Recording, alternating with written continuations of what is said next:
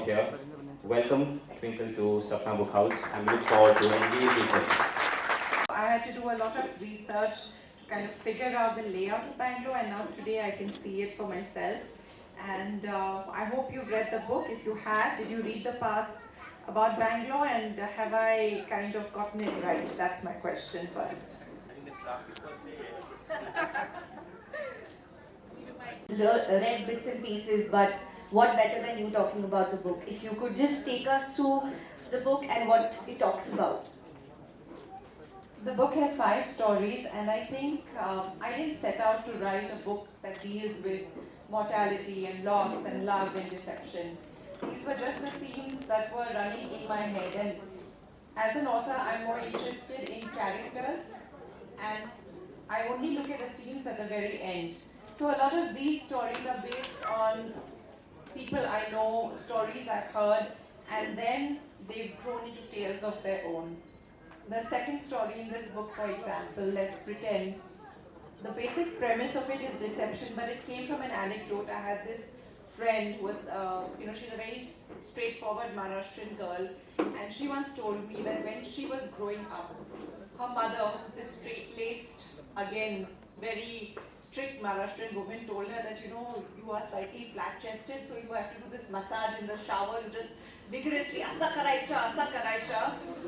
And that stayed with me, that there was a dichotomy between how simplistic you could be, and still there was a matter of self-esteem and vanity involved. So incidents like these slowly in my head percolated, and then they finally became these stories. It's about such a sensitive subject with so much grace through the book. I don't think that there's any subject, if you look at it empathetically, that does not lend itself to humor. Life itself is a tragic comedy if you go to see. So even death, if you go to a funeral, after the first day of mourning and the second day of mourning, by the third day there are people cracking jokes, because otherwise how do you bear grief? The only way that you can get through pain is by laughing at it. And I've said this before, that we are a planet where we have all sorts of creatures that can cause pain and feel pain, but we human beings are the only ones who can take pain and turn it into a punchline, and that's a gift. Pretend. So for those of you who read the book, Let's Pretend it is the second chapter or the second story in the book. And you talk about a pen pal. So just want to understand from a real life point of view, did you have any pen pal, or do you have a pen pal? And what would you give a lot of youngsters who are sitting here who probably would have pen pals? Any guidelines or anything of how to be engaged with the pen pal? The youngsters sitting here have, friends on Tinder, Grindr. They don't have pen pals. So I really don't think I can give them advice on that. But that was another era that has passed, where you had blue aerograms. I don't know if people remember. And you would write letters to these. So I had pen pals because I was in boarding school, and we had a lot of exchange students. I had pen pals from different countries. We would collect stamps, and all those days are gone. And maybe for the good, maybe for the bad, it's very... So again, there is a line in the same story about the older man whose son has given him a computer, and he laughs at the irony of these instantaneous emails that seldom arrive. And technology has helped us, so now you don't have to lick the back of the stamp and have that peculiar taste in your mouth, but or go to a post box, but communication still goes on, and it depends upon each individual how they want to connect. So as for the young people, I think you all have it easy. Swipe left, swipe right, and go on. All of us actually are going back to the older times. It's so nice to sometimes write an occasional letter. Those bring back nostalgia as well. So as much as I agree that the millennials are shifting beast, but somewhere old techniques is also coming back in strange ways.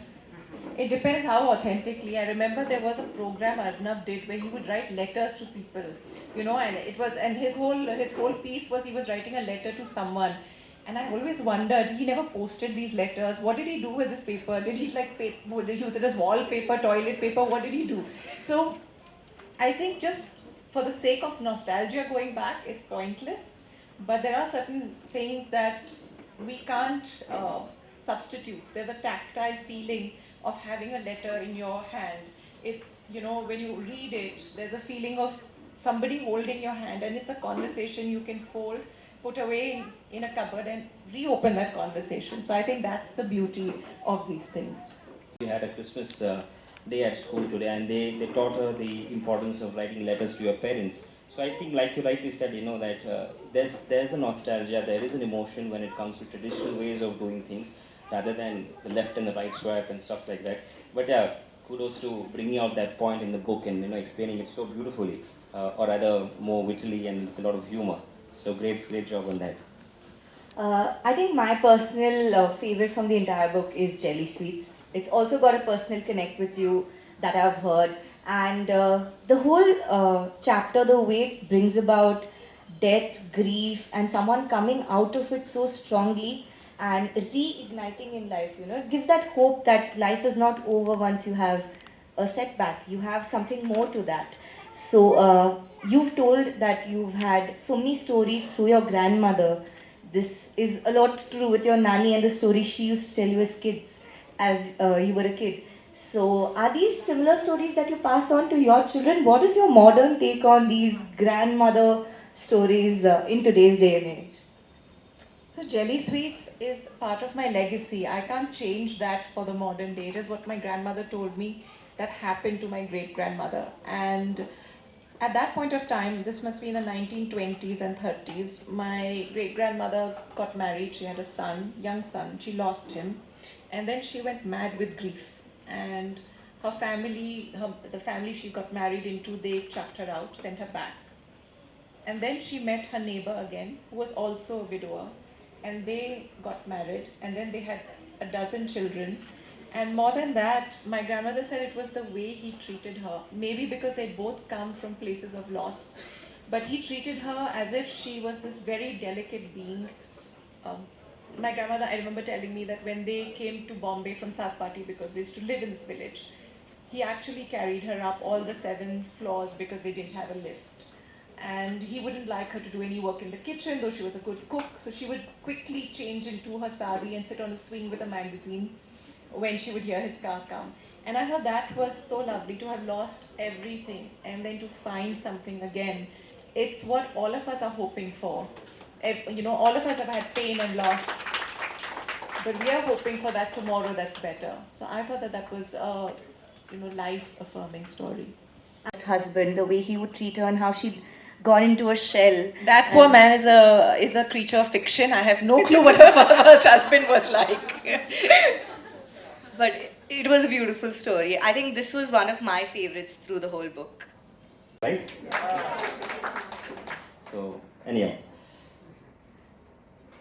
Out of all the characters in the book, of course, these are very female-centric characters, very beautifully written. The dichotomy of the entire book, the characterization, and especially the narrative technique of how the stories somehow are different, but it's also in sync. Somewhere, there's a theme that trickles down. So it's very beautiful the way it pans out. I would want to ask you, if you could spend time with any of the characters from the book in real life, who would it be and what would you want to do?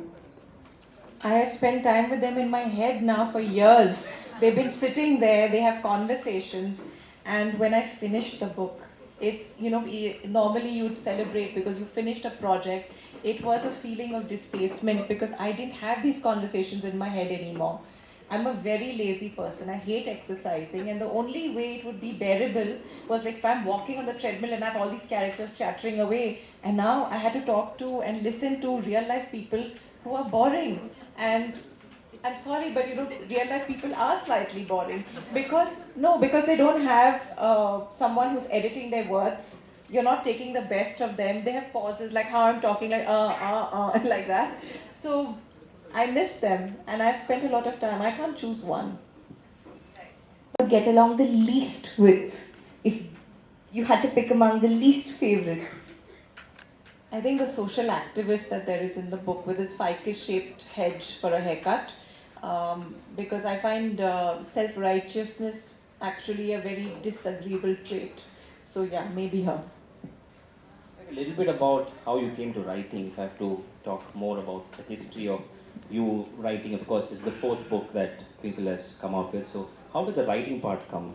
And was it something that you were always passionate about in your school days, or were you part of literary clubs and were you part of book clubs and sessions and all of that? How did the writing part come? Or was it something that Akshay inspired you? This is a very bad question, but I'll do my best to answer it. No, I met my husband much later in life, and when I was very young, I used to write a lot of poetry, and I was a reader. My boarding school friends keep saying that I would miss lunch because I was reading. I don't think that's true because I was the size of a football, so I really don't know how I was missing lunch. I definitely wasn't missing lunch. But I've read, my entire life, and I think one of the reasons that I used to read so much was because I had this notion, which is partly true, that my body was really not my friend. It was always failing me, and not in size and shape, but in functionality. I've broken every bone in my body. I've got 40 ligament tears on my left, 10 on my right. In fact, as I'm getting older, it's becoming better because the body adapts so much. I've torn so many ligaments that now I have bone spurs, so I can't tear anymore. It doesn't let my leg twist. No, it's not a tragedy. Don't look at me like that. It's actually... So I think sometimes the worst things that happen to you turn out to be for the best. If I did not have all these injuries, I would have never been sitting in bed and reading all the time. I would have never had the notion of trying to understand what is someone else's pain, because I would not be in pain. And all those things that I cursed myself for, being odd, having the strange name, and all the things kind of made me the person who could have a unique perspective in life, and that's how I became Mrs. Funny Bones. So I think you should always embrace your imperfections and celebrate them, because one day they will earn your bread for you. Very, very well said. In fact, you mentioned about the name, right? You definitely do bring a lot of twinkle in a lot of people's life. That's not a cliche, but honestly, that's because the books that you've been writing, a lot of readers have appreciated the book, a lot of people have spoken about it, and a lot of forums have talked about it. You also run, for those of you who don't know, she also runs a book club called as Tweak, and she talks about various aspects, not only of the book, but a lot of things outside of the book also, if I'm not wrong. So definitely do bring a lot of twinkle in a lot of people's life. Thank you. The founder of Bangalore Literature Festival. She is a very avid reader, writer and editor. May we please welcome her on stage.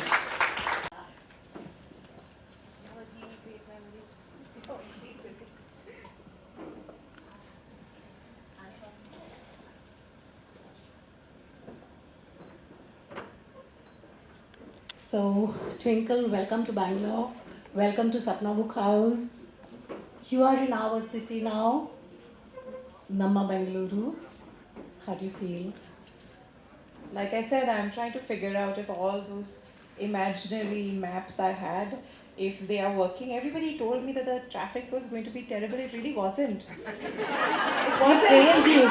We failed you. Yeah, but I also realized that every time you ask the driver how far it is, he doesn't tell you in terms of time. He only says kilometers, because it could be 5 kilometers, but you don't know how long it will take. So that was interesting. I think you just got lucky today, or Bangalore decided to be kind to you. I think Bangalore decided to be kind. People are going to look at you funnily when you say, there was no red light. There were only green signals. Yeah. So, you are a writer who tells it like it is and tells it too well. A writer who straddles multiple genres. You write short fiction, humor columns, novel. So my first question is, Twinkle, Twinkle on the Dice, which is your favorite genre of them all? At least your nursery rhyme was slightly flattering. When I was young, they used to say, "Twinkle, twinkle, little star, how I wonder what you are, up above the world so high, like a teapot in the sky." So this is slightly better. I don't really look at a format. That it's basically what am I trying to say and what that lends itself to. if you ask me what comes easily to me, I would say columns are easier. Maybe I've been doing them for over 10 years. And in the beginning, columns were very simple because I had so much to say. And then in the middle, I started faltering because of multiple reasons. A, I had to find new ways to say the same old things.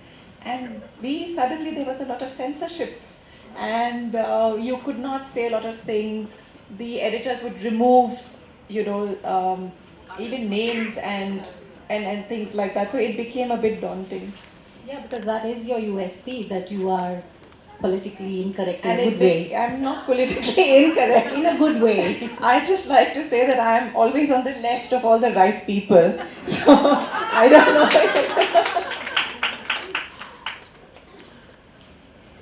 So that happened, and then I found my way again, and I decided that I would write.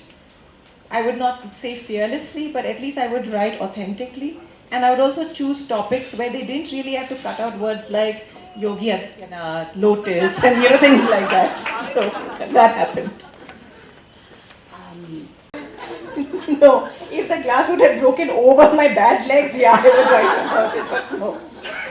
So I'm so happy that you're writing short stories, because I remember when I was writing them and my mother would say, when are you going to write a real book? What she meant is, when are you going to write a novel? And I do remember that you got the Popular Choice Award at Agalata Bangalore Literature Festival for the Legend of Lakshmi Prasad. Yeah. So my question was going to be what the other gentleman asked about how you came into this whole process of writing, but then you've already answered it and quite well. So, like most writers, I think that affinity for the word, for reading a lot, and just trying everything that you like to write. But among them all, is there anything that you wrote, like one of your very first early efforts? You said you were writing verse, So is there something that you remember among your early creations? Maybe you don't have it anymore, but how you felt while penning that and writing it, and how you went about just the crafting of that first early kind of thing that you wrote? When I look back, I had written half a novel by the time I was about 18, 20. And that is a novel I've never been able to finish. I've tried 3 times in my life at different stages. The protagonist keeps aging as I age, but I've never been able to finish that novel. And I think that's because it was too close to home. But I kept taking things out of those, chapters and using them in different stories, because I'm someone who hates wasting anything. It's my Gujarati genes. We don't like it. So I made sure that I used all of it, but certain things you cannot finish, certain projects you cannot finish, and you have to accept that. But I think short stories are something that I enjoy because I read primarily short stories. I read science fiction short stories every night, and that's been my habit for, I think, more than a decade. And like you, even I felt that short stories were not really novelists, but then there's Alice Munro, and she won the Nobel. And in fact, in a story called Fiction, she makes fun of herself, where there's a character who's a short story writer, and she says, well, that's not a real writer. And I thought that was, sort of self-deprecating and wonderful. It doesn't really matter what form you choose, but are you able to convey your ideology, your emotion, and are you able to connect to the reader? That's all that matters. And that's the way that I write. Again, I think she mentioned that, is how deep your stories are. Under the whole languaging of light, you go right into what really India is all about right now. You go into locked doors, you go into homes, and even the cover, I have the book inside there, even the cover has something very, playfully twisted about it, because when you match it to the title, and then you have a lot of your dedication is pretty tongue-in-cheek, and there's one place in the first story where you say bury, stroke, burn. There's this team crematorium, and I'm not giving away anything, it's in the blurb at the back. In that I remember there's a line you've written towards early on that these people never really came to see her when she was alive, and now they are there. There's some kind of a morbid curiosity about just seeing a dead body. And then in another story, you've said, you quote a poem, a line from a poem, and then you say, This was written by Jane Hitchfield or Sumfield. Hitchfield, no? Or Hirschfield, okay. Or Sumfield. So that's a very, underneath all that conversational way of writing, I just feel there's a whole ecosystem of dead serious, of, of a lot of gravitas. So I just wanted to know what exactly is your research methodology and also your crafting, in the sense, like, do you eavesdrop, like you're in an airport and then you write down, some writers say they have like napkins on which they write and then they themselves can't read what's the garbled stuff they've read. Or some people are very together, some writers, they have this room that faces the lake and the sun comes up at this time, then they have their cup of coffee, maybe with something in it, I don't know. But they sit there and they have that, then they say, this is my time to write. And I also know many best-selling writers who tell me that they give themselves a deadline of a certain number of words. Like, I don't get up, I ask them, let's meet for coffee. They're like, you know what, I've not met my deadline of 3,000 words. The moment I'm on the last word, I'll let you know. So they have like these daily deadlines and stuff like that. So what's your writing routine like? I'm an incorrigible eavesdropper, and everything that anyone tells me, I will make notes if they're interesting. I also write by hand these notes, which I can't read because you've seen my handwriting. If you have a signed copy, it's worse than a doctor's. And I will write every day, but I write every morning. I don't have a certain word count, but I will sit for some hours. And I do not, if you're a professional writer, which now I believe I'm a professional writer, if I've been writing for 10 years, you don't have the opportunity of waiting for the muse to visit you. And this is my rule, and I tell young writers this: you have to sit there, and if the muse is on, her way to, let's say, Amish, you catch the muse and you bring the muse back to your desk. So, he has to deal with his Shiva trilogy on his own, and you take his muse and you write whatever you need to. So, my process about crafting a story, I first have an idea, and then I start making character sketches. And these could be very elaborate, they could be short, depending. And I always have a structure, I have a scaffolding. You can go off the scaffolding, but I have to have a scaffolding. It's just for me to know that there is some end to it, because I have also written many stories which did not have an end, and now they're just in my folder waiting for someone to resurrect them. So all starts. My starts are always very concrete. It's where to finish. And also because I don't really write about happy endings. I believe that happy endings happen only in Bangkok. But and that's why I have this fear of meandering, and I make a structure. I'm a note taker. I like to write my first, at least initial pages by hand, and then I'll go to my laptop. And I write every morning. Then the titling, does that give you like a feeling that that's a full stop, or do you start with that? With the title? Yeah, with the No, title. that's the last thing. So is that like the place where you say, okay, no more tinkering, I'm done? No, there's no such thing as no more tinkering, I'm done. There's tinkering always. I mean, Pajamas Are Forgiving was I don't know how many years ago, and I'm still rewriting the end in my head again and again. That's my nightmare. Yeah. So Such a beautiful book. To you, but That's just the critique in you. no, I think that for a very long time I was under a lot of pressure to be Mrs. Funny Bones. I think even your boss right now said, I love Mrs. Funny Bones, everybody loves Mrs. Funny Bones. And this need to have a joke on every page was there. And I think in Pajamas I succumbed to that pressure. I don't regret it. Well, no, I regret it, but I have to say I don't regret it. And I decided not to do that with this book. So if there is dark humor, it's there because it services the story. It's not just inserted because I need to make people laugh. That's such an honest confession, I think. That's as honest as it gets. I know when I write humor and I show it to my husband and he reads it like this. Finished. And I'm like, you found nothing funny? And so I think family is, at least in my case, they never find me funny at all. So when I'm writing funny, it's like just writing for some anonymous person who may or may not laugh. It's a very I think writing humor is really the most. It's the toughest thing. More than writing literary fiction. That's what I feel. And I wanted to come to your endings actually. You're a master.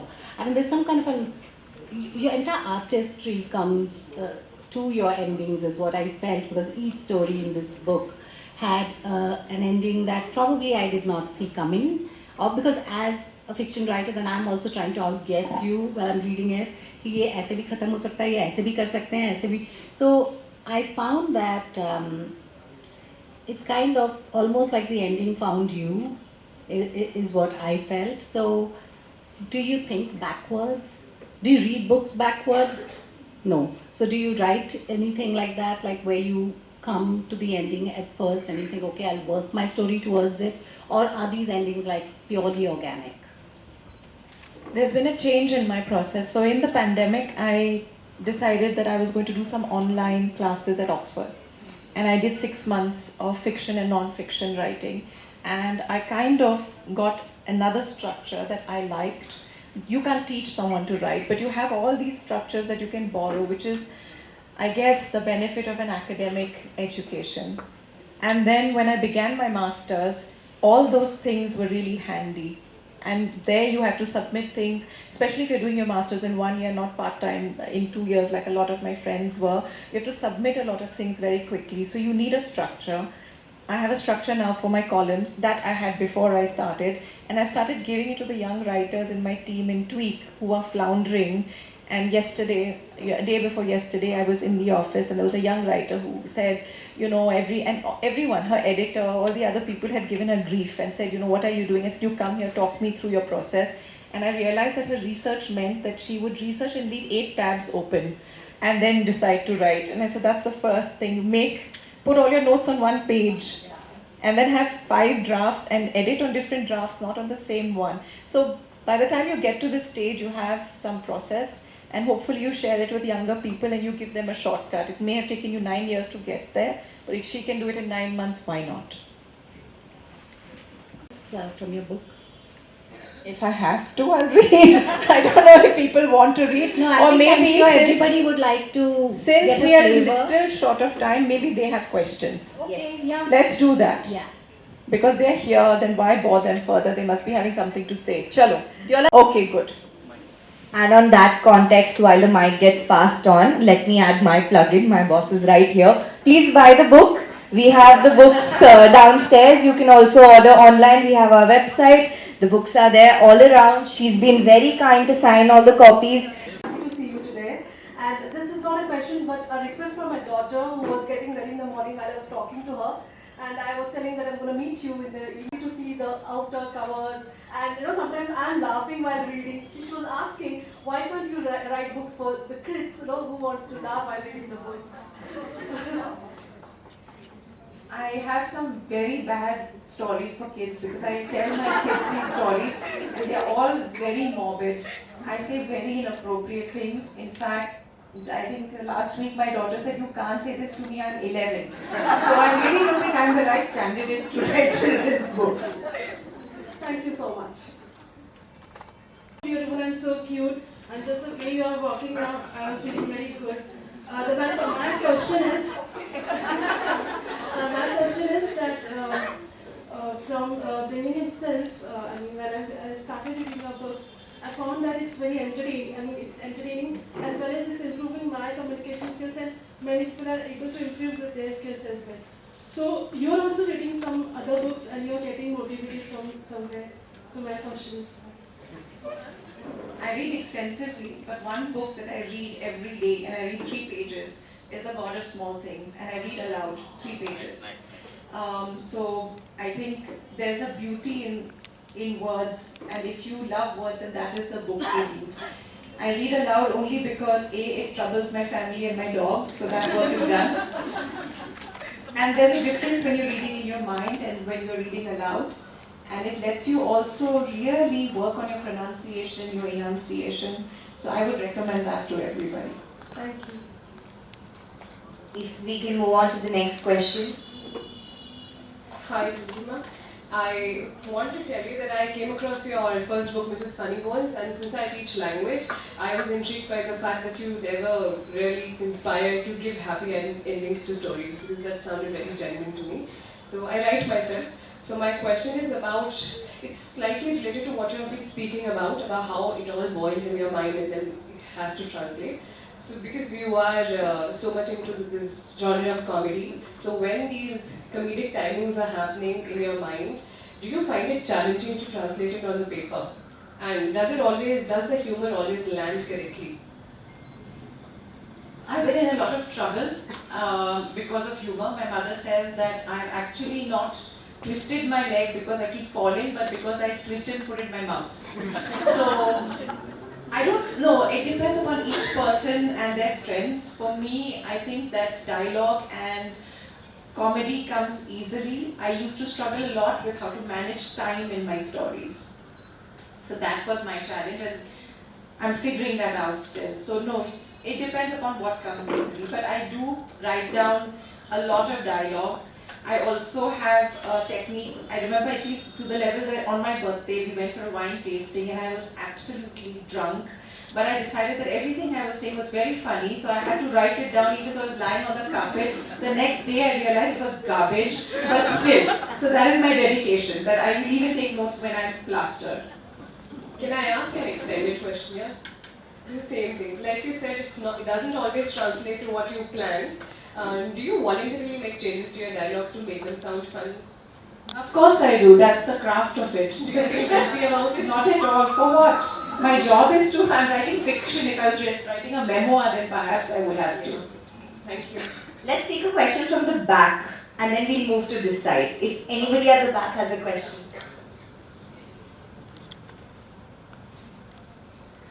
Hello ma'am, I've been a big fan of yours. We have three sisters, we have fought over reading your articles in the newspaper. So that's how it has been. The way you connect with your emotions, I mean, your writings have always connected with emotions and the reality that we can touch upon. So thank you for that. Two questions. Embracing imperfections, how do you do that beautifully? And what's coming up next? I think in terms of embracing imperfections, it's only the foolish who will try and pursue perfection. And even in writing, that is one thing I do. She probably have a different method. But I have decided that my first draft is just regurgitated vomit. It doesn't matter, I use a bad font. I'm not even looking for perfection at that point of time. And I think if we work towards all the aspects in our lives in that manner, just get the work done, and the perfection will finally come when it is distilled, then I guess you will find success. I don't know what she thinks. Since she's a writer, we have to ask her also. I think writing is a very physical, emotional and spiritual act. It takes a lot out of you. Somebody told me I'd never write again. I'll French kiss them. Because I really never want to write. And though we think, writing is all about coming and sitting on the comp and just typing it out, it does happen that way because stories kind of fall in place inside your head while you're doing so many things. And then it's like, you got to go, You have to put it down somewhere because it's all just leaking out of you in some way. And then you think, okay, fine, I'll just put it down in one place. So for me, writing is a lot of not meeting its eye, not sitting down to write, and finally when I do write, to me it feels almost like automatic writing. It's just like something that just comes out of me and I can't stop the flow. I'll take two more questions from the back if anybody has any. Hello ma'am. First of all, my hand is trembling that I am talking with Miss Funny Bone. So first of all, I am a big fan of Akshay sir and this is what inspired me to come here. And literally first when I come here, I thought that I will click one picture with you and I will take your autograph. But there are many people so it can't be possible. I am thinking right now, but it's all right. So my question is, can you tell me your unique or approaches behind your storytelling? You're not really interested in that. You're interested in Akshay Kumar. Him only, but that. So, I'll give you an autograph and we move on to the next question. Hello, Mom. We were standing downstairs when you were entering, and then the first thing when I saw you, I looked at my friend and was like, oh my gosh, she's glowing. I just wanted to let you know that. But yeah, so my question is to the both of you. I am an aspiring writer. I try to write. I don't know if it's only me who faces this problem or if everyone else. Whenever I try to write a character, and especially their dialogues, I feel like the more characters I write, the more they become different versions of me. So if I'm writing a dialogue for a character who's angry, I feel like it's me speaking. Like, how do I change that? How do I make the characters distinct from each other and give them personalities? This is just my process and she would suggest something else. I think you need to make character sketches. You have to know these people. You can base them on, take a few traits from people around you so that they are different. And if you really want to make them sound different, write it. It will never come in your story. You may never use it, but it's a good exercise. Have a conversation between the two of them where they're arguing or debating over something that is important to one of them. And then you will start seeing the distinctions. So I think that would be my advice. In third person, and you have a name which you don't relate to at all. I mean, if your name is Naina and then you put it as, Jennifer or something totally different from somebody that you could relate to immediately, I think that helps. And I remember reading a short story by Alka Sarogi, who writes in Hindi, and her short stories available in English, where she writes about, those olden times when there were these guest houses. So she goes somewhere, this character goes somewhere, and there is a lot of laughing coming from the kitchen. There's a cook who comes in the morning and leaves in the afternoon, and while that cook is there, it's a male cook, and there's a lot of laughing happening. And the main character, main protagonist, always thought that there was somebody in the kitchen with the cook, but there isn't. That cook just likes to laugh. And it was something that stayed in my mind because that cook has nothing to do with the plot. The cook has nothing to do with the ending, nothing in the story, but the character has stayed in my mind because, I mean, that's just something very unique and different. So I think you need to latch on to, in real life, like she says, writers are kind of kleptomaniacs, I feel. They kind of borrow and steal things that they see. Something interesting stays in. In fact, my younger daughter, when she read my first book, she said, "Mom, these dialogues are all mine." I was like, maybe, So you need to kind of put together, and just so that those people don't know, if you steal like character traits from 5 people and put them in one person, they will never know. Person and replicate them on paper, they will never recognize themselves. They'll say, no, I'm not that horrible. One last question for the day, probably from the front. Okay, I'll take 2. Hi ma'am. I have one. The mic's there. Hello ma'am. So my question is like, when you're writing a chapter, is anytime you have gone to Akshay sir and discussed, okay, this is what I'm thinking, or has he read any of your book like first hand? He is the first one to read any of your books? No, he reads my columns. He used to read my columns, but then he was censoring them more than, Times of India editor. So then I said, now stop. I'm not giving you anything to read. No, he doesn't, but I do narrate the stories to him, and we go on drives and I tell him the stories and he falls asleep, and that's life. I'll take one question from the front. I think you've been waiting for quite some time. Can I? I think all the questions have been asked majorly. Only one, it may be lame for you, but then do you use dictaphones? Like, as you said, it's there in your head. All the time you can't type it or write it. So could we use some technology do you use so that aspiring writers could go with it? No, I don't. I've tried to sort of talk into my notes app, but we have Indian accents and they don't recognize it, so they just write rubbish and then I can't decipher it. So no, I'm sorry, it's the old-fashioned way. Welcome to Bangalore. This side, Dr. Shilpa Vashish. And my question is that who is from York? Actually, I think everybody is done with all the questions what I am thinking right now. So my question is that who inspires from your kids? Like they are, learning so many things from you. That Mama, you are doing commendable job. Your daughter or your son? I didn't get the question. Like, who is appreciating more from your daughter or your son that mama, you are doing like a commendable job, you are writing good books, blah blah. They are not bothered. They are bothered. they only bothered about what's happening in their lives, and they will tell me, my daughters just messaged me this morning in the middle of all this. Have you not organized my play date? You were supposed to call for this book for school. You haven't done it. I haven't washed my hair for 5 days. So these are my problems. They are not sitting down and saying, wow, you're doing an amazing job. Because I have 2 daughters and they always inspire me. Mama, look at this lady. She's doing so much commendable job. She's in the movies. She has maintained so much, and she's even writing the books. Why not you? So I like, okay, I'll meet her and tell you after coming from the event. I think just don't give them food for one day. They really appreciate you. Yeah, that's a good answer. Thank you so much, ma'am. Thank If I you. have to add on, has anyone, either of them picked up your wit and humor and on the similar lines of writing something?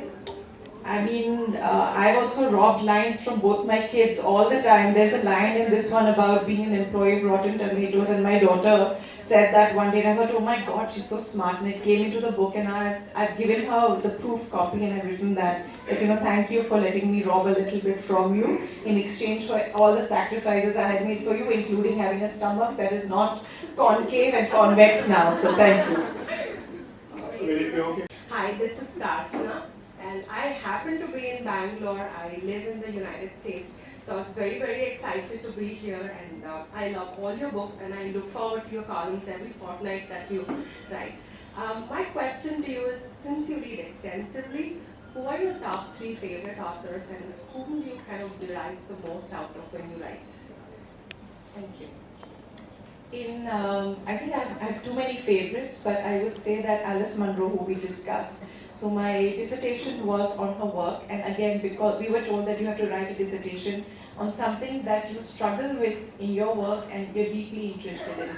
So mine was non-linear narrative architecture in Alice Munro's work, and I would then say that I had to not just read her work, I had to dissect it in every possible way. So she would be a great inspiration.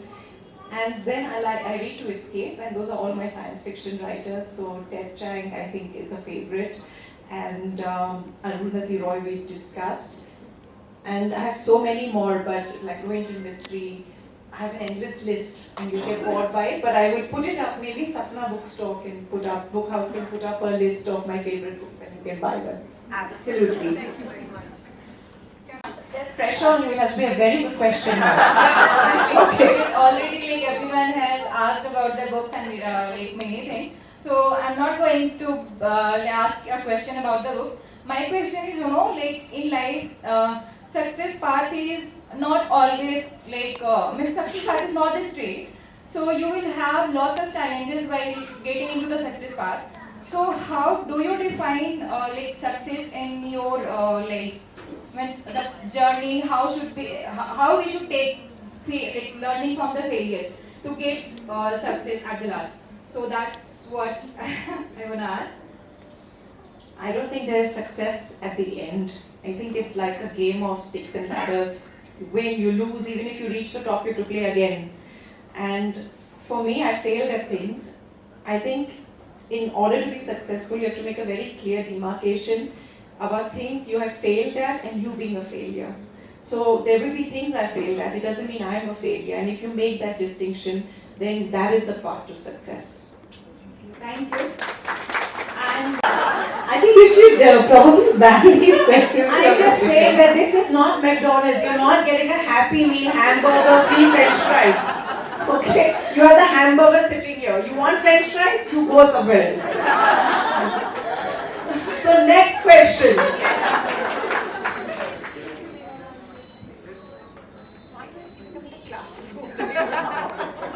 Hello, ma'am.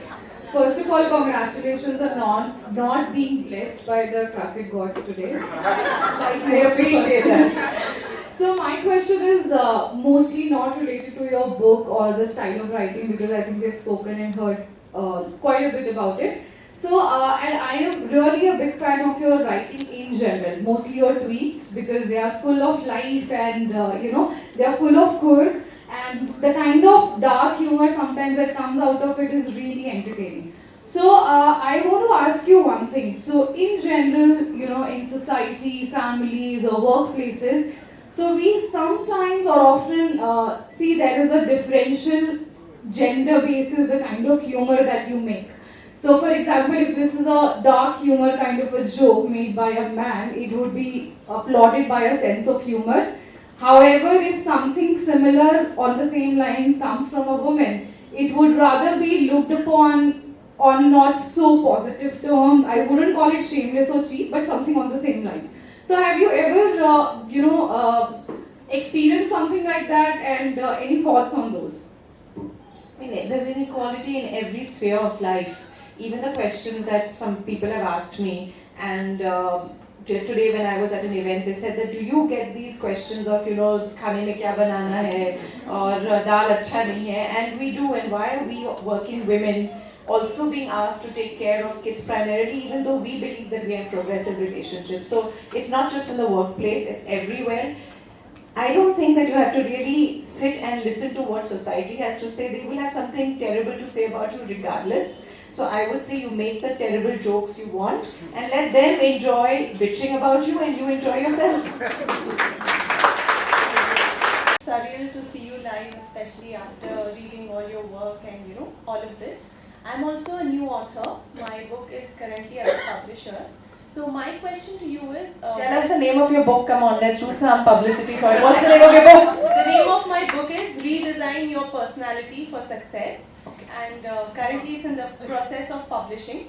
So I need all your best wishes. Yes, you have them.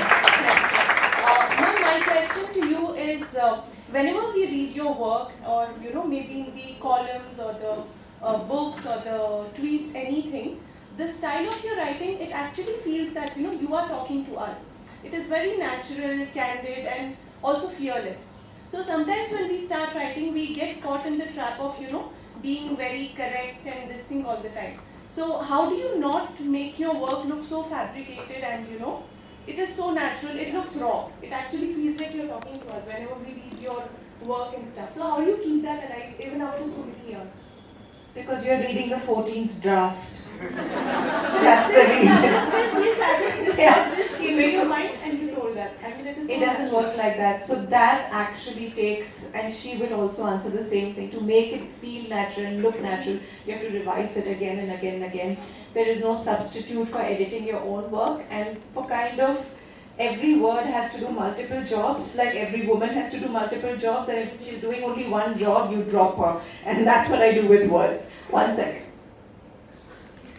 No, I just want to agree with you about her writing. That's what I said, that there's a kind of lightness, but the light touch, according to me, is very tough. Correct. So it's easier to write like what you're burningly wanting to write about, like something serious, but then to go back and then try to lighten it, and I think she uses kind of sarcasm in a good way. So yeah, so that is actually work. That is a writer's job. It comes with experience. Thank you. Welcome to Bengaluru. So I have made coffee for you. I would love to give it to you. Apart from that, so I am a newcomer here. I'm not a writer. I'm also a new reader, right? I'm just starting my path in reading. So I would like to ask, do you relate any character in Welcome to Paradise to yourself?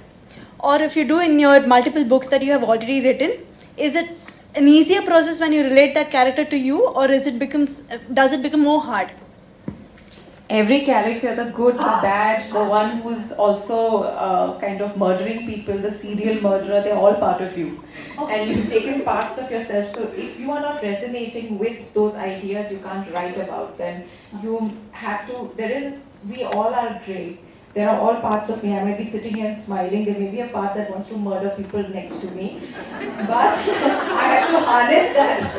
I have to harness that side and use that for a character. That momentary impulse or thought that I may not pay heed to, but it exists in us, and we use it for our characters. So we have to resonate with all our characters. Thank you so much. Thank you so much. I can understand for driving women. That's a big question.